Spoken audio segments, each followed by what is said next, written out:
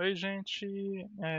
Sou eu, Jardim, mais uma vez aqui para o canal Farmácia para quem tem pressa, e hoje eu vou apresentar para vocês o tecido hematopoético. Esse slide eu fiz em colaboração com meus colegas lá da faculdade, para a disciplina de citologia e histologia.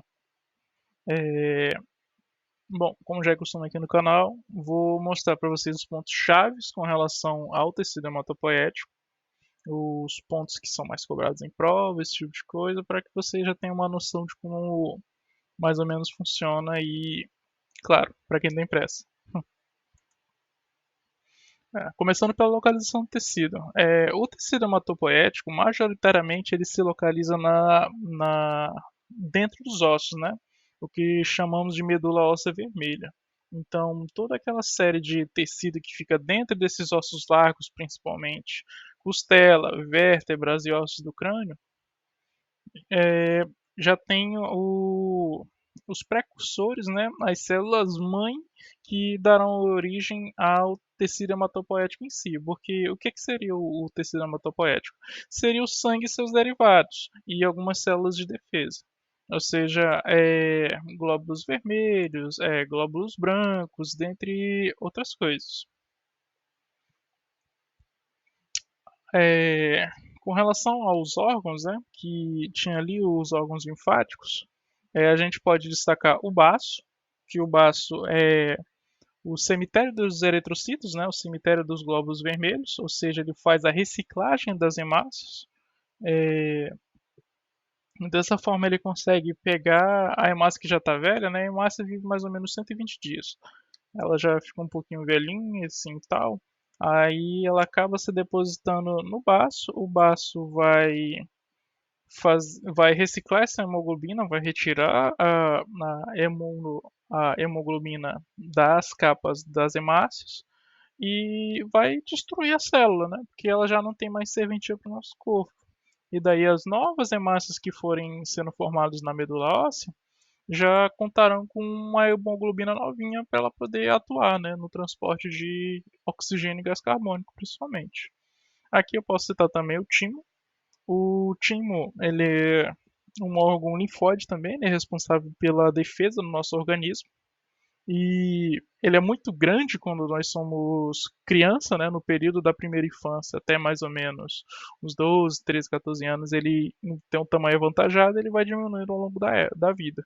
E a importância dele é que ele é responsável pela maturação dos linfócitos T. Só uma curiosidade, linfócitos T tem esse nome justamente por eles serem timo-dependentes, entendeu? Então nós temos as duas classes de linfócitos, linfócitos T e os linfócitos B. Os linfócitos T, eles precisam passar esse tempo no timo para justamente maturarem, por assim dizer. Aí nós podemos destacar o linfócito T, o CD4, né, os T auxiliares, acho que a maioria conhece, né, devido a, a AIDS, e o TCD8, que são os citotóxicos, as células natural killer. A célula natural killer já é uma exceção, porque diferentemente dos outros tipos de linfócitos T, ela já possui uma imunidade adquirida, digamos assim. O que isso quer dizer, menino? É, Elas não necessariamente precisam passar muito tempo no timo, elas só é, acham que uma célula é um antígeno, acha que o negócio ali está errado, ela vai lá e mata. É basicamente isso que acontece. Lembrando também que os linfócitos T, eles são responsáveis pela imunização celular, né? Nós temos dois tipos de imunização, a imunização celular e a resposta humoral, né? A resposta humoral ela é mediada por por anticorpos, e a celular é uma resposta muito mais física, né? Ou seja, a célula precisa se aproximar da outra, ela consegue fazer o processo de apoptose, ela consegue englobar outra célula para destruí-la, né? E dentre outras coisas. Aqui nós podemos falar os linfonodos. Os linfonodos e os nódulos linfáticos aqui são basicamente a mesma coisa, tá, gente? Porque eu confundi lá na hora. Mas eles são basicamente a mesma coisa. Também podem ser chamados de gânglios linfáticos. São esses nódulos que estão dispersos aqui durante todo o corpo, né? Cabendo destacar aqui a região das axilas, região da virilha, algumas regiões aqui do braço e tudo, e são basicamente grânulos onde a maioria das células especializadas ficam, né? Ou seja, ela, tudo enquanto que é antígeno, alguma coisa assim que um corpo estranho que entra no seu organismo, ela basicamente partirá da resposta desses locais. O antígeno chega, né, pelos vasos linfáticos, são detectados nesse local e lá eles ficam presos e não saem mais. Eles só saem ou quando são destruídos ou então se você toma algum tipo de anti-inflamatório, que daí você destrói isso. A sua célula de defesa, aí o antídoto vai embora de novo aí você não sabe que você tá morrendo, enfim, esse tipo de coisa. As toxinas palatinas, aqui eu posso citar também as amígdalas, né, que é um tipo de tonsila, fica aqui localizada mais, desculpa, para a periferia da boca, é, nessa, aqui na região mais atrás da língua, né, aqui perto da uva e tudo, ali essas amígdalas que de vez em quando inflama, né, quando você fica com a garganta inflamada, geralmente são as amígdalas que se inflamam justamente pelo acúmulo de antígenos, né? Aí um ciclo vicioso, as células de defesa vão pra lá, enfim, aí você fica com a garganta inflamadora, não sabe por quê. É, células do sangue. Aqui a gente pode citar os três grupamentos de células principais, que são os leucócitos, células de defesa, né? As hemácias, que também são conhecidas como glóbulos brancos, são células basicamente de transporte, né? Elas transportam oxigênio, elas podem transportar gás carbônico e em alguns casos elas também podem transportar algum tipo de substância, como por exemplo mediadores químicos, dentre outras coisas. E as plaquetas, que são é, um tipo especial de célula que está diretamente relacionada com a coagulação sanguínea, né, para a formação de trombos e a cicatrização desses vasos que venham a sofrer danos, esse tipo de coisa. A função do tecido hematopoético como um todo. Basicamente, o tecido hematopoético, o sangue, ele tem a função de transporte, seja pela hemoglobina, como já citado nos glóbulos vermelhos, que transporta o oxigênio dos pulmões para as células, e o inverso também, ou seja, pegando o íon bicarbonato, porque gás carbônico no sangue ele é transportado em forma de íon. Então, íon bicarbonato, que sai das células, sangue venoso, de volta para os pulmões para ser expelido. É, ela traz e leva nutrientes do sistema digestivo para as células, ou seja, quando você come, quando você tem glicose, por exemplo, e outras coisas, é o sangue que é responsável para levar esses nutrientes para os outros tecidos do corpo, né? Então imagina, por exemplo, que você está comendo um pão, alguma coisa assim, e para você poder ter essa energia que foi basicamente do seu abdômen, do seu intestino, para as pontas do seu dedo, você precisa de um fluxo, né? De um fluxo de líquido que venha levar esses nutrientes para essas regiões. Deslocamento de metabólitos e toxinas. Então, quando a célula está em funcionamento, principalmente as células hepáticas, elas precisam, ela expele aquilo que não é bom, né? Que é danoso para ela.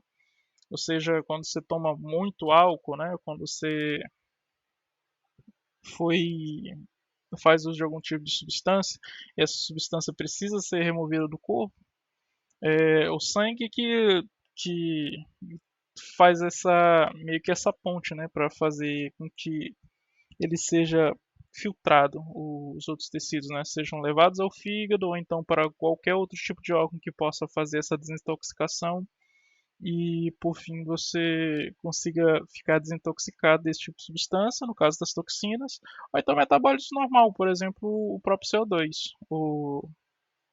que no caso íon bicarbonato, que precisa que precisa ser expelido, né?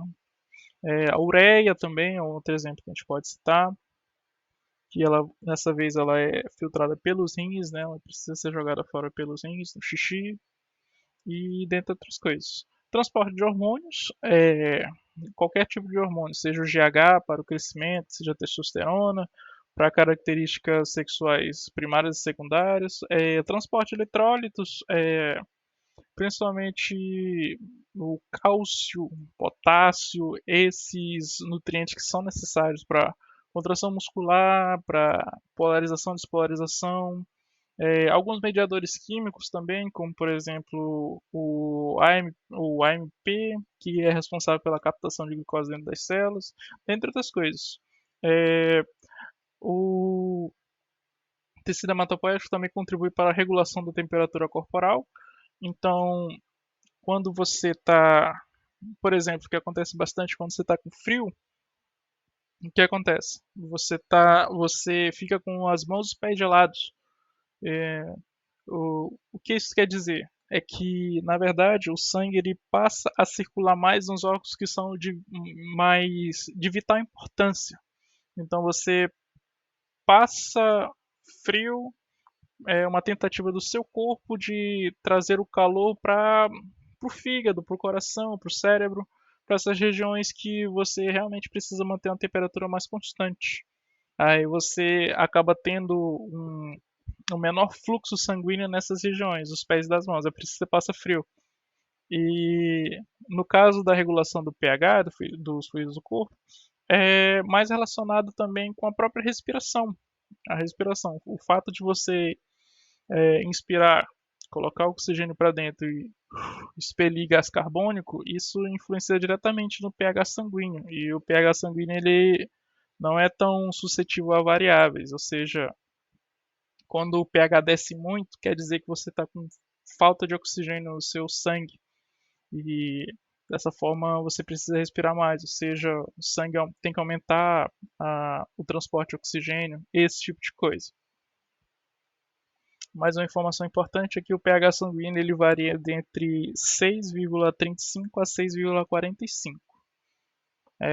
E meio de migração de leucócitos entre os diversos locais do tecido conjuntivo. Gente, aqui só para salientar, o tecido hematopoético ele é um tipo de tecido conjuntivo.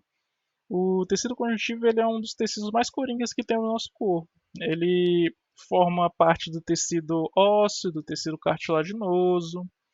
Ele pode ser um tecido mais seroso com relação à proteção, dentre outras coisas. Ele está ali justamente é o coringão, ou seja, ele serve não, ele pode se especializar nessas outras coisas. Aí com relação aos leucócitos, né, geralmente as células de defesa estão no sangue, né, e por exemplo você tem uma infecção, não sei, na pele, uma picada de inseto, alguma coisa assim, um choque anafilático, essas células migrarão para a pele e na sua pele elas farão a defesa, né, ela vai gerar inflamação e tudo para conter os antígenos e anticorpos. Aliás, os antígenos e corpos estranhos, e dessa forma você consegue meio que ficar imunizado, né?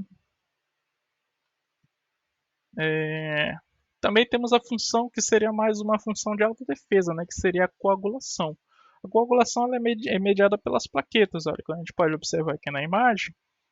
Há uma lesão no vaso sanguíneo, um corte, um arranhão, alguma coisa, as plaquetas vêm, né, e junto com outros fatores de coagulação, como fibrinas, dentre outras coisas, elas acabam por estancar o ferimento. E assim o sangue não consegue sair do seu sítio de atuação, digamos assim. Ou seja, você não perde sangue ou para o ambiente ou então para dentro do tecido do corpo, né, que seria uma hemorragia interna. Aí dessa forma ele consegue proteger ele se protege, né, dessa forma. Aqui a composição do tecido hematopoético, ele é basicamente dividido em três células principais, que seriam as células tronco, as progenitoras e as células maturadoras.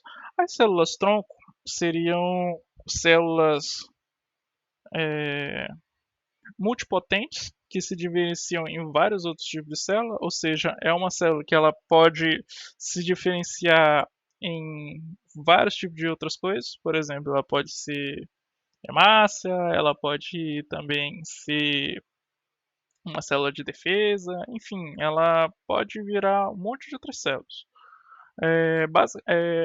Basicamente, ela constitui a medula óssea vermelha e de renovação contínua para a produção de células sanguíneas. E a sua diferenciação é controlada por sinais celulares e moleculares, ou seja, o que o corpo está precisando, ela vai lá e vira. O corpo está precisando, por exemplo, de hemácia. Aí ela tem a ordem para que ela vire uma hemácia, entendeu? Que ela dê origem a uma hemácia. Ou então o corpo está precisando de célula de defesa, ela recebe a ordem para se tornar uma célula de defesa. Enfim. Aí temos também as células progenitoras, como eu já falei, derivadas das CHTs também são as células troncos, só que as células progenitoras, elas vêm das células tronco, porém elas já têm um potencial de diferenciação um pouco mais limitado, né? Ela vai atuar em algumas situações específicas. É por isso que ela é diferente das células tronco. A célula tronco pode virar o que ela quiser, é basicamente isso. Enquanto que as células progenitoras ela só vai virar um tipo específico, que mais pra frente eu vou explicar pra gente, pra vocês. Produção contínua de células sanguíneas maduras e tipos direcionados para linhagens específicas, funções das células progenitoras. Já as células maduras, que já é o último estágio de toda essa cadeia de células, seriam os eritrócitos, né? Transporte de oxigênio e dióxido de carbono com hemoglobina, os glóbulos vermelhos, os leucócitos, que é responsável pela defesa imunológica, incluindo neutrófilo, eosinófilo, basófilo, linfócito e monócito. Já são os que nós chamamos de glóbulos brancos, e as plaquetas, que são essenciais na coagulação sanguínea, prevenindo e controlando o sangramento. Aqui as células tronco hematopoético, que é basicamente isso que eu acabei de citar para vocês. Quando precisar de mim, aí eu me diferencio, independente da linhagem. Ela vira o que ela quiser, ela vira o que o corpo precisa, ela palpa toda a obra. Enfim, aí as células maduras, aqui a gente pode ver, né? Célula tronco primordial, hematopoética. Aí células progenitoras, precursoras, e aqui são nessa última camada, a camada mais final aqui, nós conseguimos ver todas as células precursoras em maturação, ou seja, o produto final das células maduras, né? E podem ser os monófilos, o granulócito, o megacariócito. O megacariócito é bem interessante, daqui a pouco eu mostro para vocês. Os eritrócitos, telas B e C. Processo de hematopoiese. O processo de hematopoiese envolve todos os fenômenos relacionados com a origem, multiplicação, maturação das células sanguíneas precursoras das células sanguíneas. Ou seja, lá dentro da medula óssea, o único local de produção das células do sangue o eritrócito, leucócito e plaquetas. Essas três linhagens celulares são distintas, oriundas de uma célula-mãe única chamada de célula pluripotente, que é a célula tronco, né? Basicamente, na medula óssea. Isso daqui, sendo o único local de produção das células do sangue, isso já é um indivíduo adulto, porque quando você está em idade fetal, o fígado ele é responsável pela produção de células sanguíneas, de produção de glóbulos vermelhos. Ele ocupa essa posição. E antes dele também há outro que agora eu não vou saber explicar aqui para vocês, que também se encarrega dessa função. Mas basicamente isso daqui é no indivíduo adulto, certo? A eritropoiese. Em cada divisão, o núcleo vai diminuindo e a célula é preenchida com hemoglobina. Aí nós vamos ter os eritroblastos policromatófilo, o eritoblasto, os reticulócitos, que já não tem mais o resto da célula, seria uma hemácia propriamente dita, e o eritrócito maduro. Sim. Aí agora você me pergunta, tá, beleza, você falou esse monte de nome aí sobre eritoblasto e o que isso quer dizer? É o seguinte, jovem.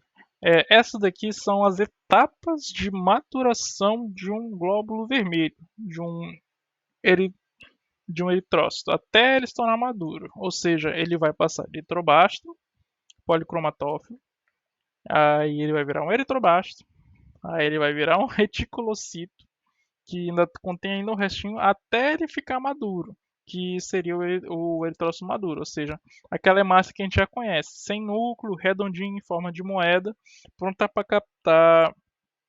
para captar hemoglobina. Aí você pode me perguntar de novo, beleza, mas por que diabos essa célula não tem núcleo? Porque ela é uma célula muito especializada. Ela é especializada no transporte de substâncias, né? Principalmente de oxigênio e gás carbônico. Dessa forma, ela não vai precisar do núcleo, até porque ela é formada pelas células primordiais, né? As células progenitoras, certo? E se ela vier a sofrer algum dano, alguma coisa e morrer, ela não necessariamente vai precisar se dividir, ou seja, ela vem de um outro processo. Então é por isso que ela não precisa de núcleo, ela não precisa replicar nenhum tipo de enzima, de proteína, de nada do tipo. Ela só serve realmente como transporte. E também porque ela faz um processo chamado de apetese, que é o processo dela fazer modificações morfológicas para passar em certos vasos sanguíneos menos calibrosos. Que diabo é isso? Ela modifica o tamanho dela para ela caber dentro de um tubinho, entendeu? Ou seja, por exemplo, existem capilares que são muito finos, né, na corrente sanguínea. E para ela poder passar, ela precisa se espremer por esse espaço, levar o oxigênio até lá e conseguir sair do outro lado. E ela sendo uma célula com um núcleo, ela não conseguiria fazer isso tão bem. Então é um dos motivos aí que ela é anucleada. E aqui nós também podemos mencionar a eritropoetina. A eritropoetina é um hormônio responsável pela regulação da produção dos eritrócitos. Em condições normais, os eritrócitos são formados apenas na medula óssea. E já em outras condições, a eritropoetina, como por exemplo em casos de hipóxia, a eritropoetina ela pode ser acionada, ela é produzida pela glândula adrenal das glândulas suprarrenais, né? Glândula essa que fica em cima dos rins suprarrenais. E se você está com um quadro de hipóxia, né, ou seja, um quadro com baixo oxigênio no corpo, no sangue, é emitido esse sinal para que a eritropoetina faça com que se produza mais glóbulos brancos, e daí, mais uma vez, o fígado pode entrar, entendeu? Fazendo de novo ressíntese de glóbulos, né, aliás, glóbulos brancos não, desculpa, glóbulos vermelhos, para que você consiga ter maior aporte de oxigênio e, consequentemente, melhorar esses quadros de hipóxia. Acontece bastante também em casos, por exemplo, de pessoas que vão jogar em lugares altos. Então, você está acostumado ao nível do mar, e você vai para um lugar alto, você não consegue ter um rendimento aceitável, né? Aí o seu corpo precisa compensar por meio de mecanismos homeostáticos para que você ou produza mais hemoglobina ou mais glóbulos vermelhos, ou os dois. Dependendo do tempo, aí você já consegue se naturalizar naqueles ambientes. O processo de hematopoese, novamente. A leucopoese, né, formação de linfócito. Aquilo que eu falei para vocês. A linhagem mielótica, que produz os granulócitos e os monócitos. Os monócitos são células de defesa, né? Geralmente com um núcleozinho redondinho pequeno. Ela está bastante. A função dela é combater alguns patógenos, né? Algumas bactérias. E os granulócitos são células de defesa mais específicas, né? Como por exemplo o eosinófilo, que já é uma célula de defesa especializada em combate de parasitas. Os neutrófilos, que são mais específicas ainda para bactérias, e os basófilos, né, que são células de defesa já responsáveis por reações inflamatórias. Aí você pode falar, poxa, mas eu odeio reação inflamatória, é uma desgraça, ficar tudo inchado, não gosto não. Mas é importante, porque quando você sofre uma reação inflamatória, você impede que aquele antígeno vá infectar um outro tecido, uma outra parte do corpo. Então, É ruim, né, mas é importante, salva vidas. É, claro que se ele for de forma controlada, enfim. Aí temos a outra linhagem que são os né, da trombocitopoiese, que é a formação das plaquetas, que são fragmentos do megacariócito. Existe lá o megacariócito grandão, tal. Aí um fragmento dele é que se torna as plaquetas. É bem interessante. Só que vou mostrar isso em futuros vídeos, em futuras apresentações. Sintetizados principalmente a partir do fígado e tem um papel fundamental na regulação e produção que tem, né, o fígado, desculpa, tem um papel fundamental na regulação da diferenciação desses megacariócitos. E vamos lá com os eritrócitos, né? Os eritrócitos, mais uma vez, glóbulos vermelhos, que corresponde à maior parte dos elementos celulares sanguíneos, que se encontram na faixa dos 4,5 a 6 milhões por ml por litro de sangue. Então, quando você vai fazer, por exemplo, um hemograma, aí se os eritrócitos estão muito distante, muito acima ou muito abaixo desse valor, é que tem alguma coisa de errado. Você realmente precisa ficar de olho, atento nesse quesito. Beleza. A importância clínica do tecido hematopoético. O tecido hematopoético é essencial para a nossa sobrevivência, porque ele atua nos elementos figurados do sangue, processo de renovação, como eu já falei, as hemácias, proliferação, células de defesa, por exemplo, diferenciação, a gente sabe que as células mães e as células tronco elas se diferenciam em várias outras células, a depender do que o corpo precisa, e maturação de células. E, além disso, o sangue também desempenha funções vitais, levar oxigênio, defesa do organismo, participar na coagulação, transporte de hormônios e troca de mensageiros químicos, todas as funções que já foram citadas. E aqui as nossas referências e, gente, muito obrigado, tá? Eu sei que ficou um tanto rápido, um tanto quanto complexo, mas tentei fazer da melhor forma possível. Se tiver alguma dúvida, alguma sugestão, ou até mesmo correções, se eu falei alguma besteira, alguma coisa assim, eu quero que vocês se sintam à vontade para comentar aqui embaixo. Um grande abraço a todos vocês, muito obrigado e é isso. Dei um feedback e valeu, até mais.